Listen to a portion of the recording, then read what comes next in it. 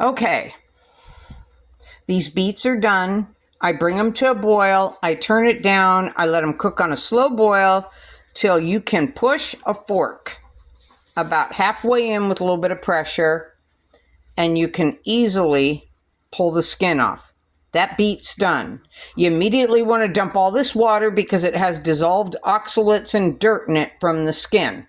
So you dump it out immediately. Once your beets are cooked, you want to dump this hot water out, and you want to refill it with cold water so that they can cool down. Once they cool down, you can slice them.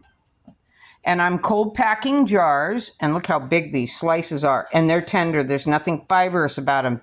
I just got huge beets this year. These are Detroit red, and they got massive. Okay, so I'm cutting them into chunks about this size, and I'm cold packing them. And I pound them down, and underneath, I have a towel so that I don't break the jar.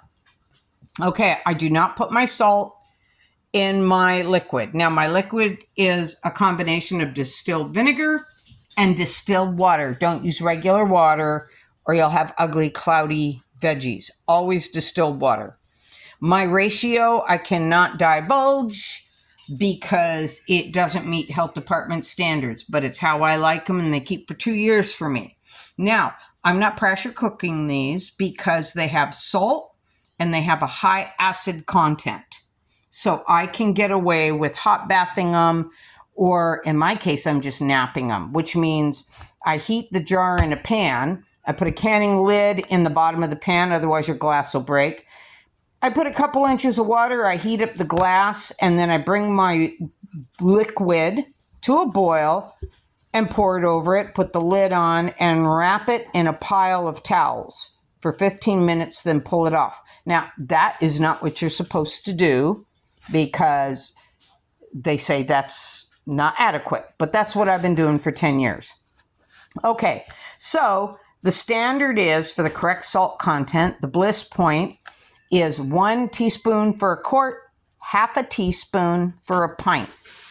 Now, if you want your beets pickled and sweet, you can either use a 1/4 teaspoon of organic stevia for a quart, or you can use 4 tablespoons of sugar for a quart, or 2 tablespoons of sugar for a pint. Okay, and then I let them cool off and let them seal. And I guess that's it. Happy canning. Thanks for watching.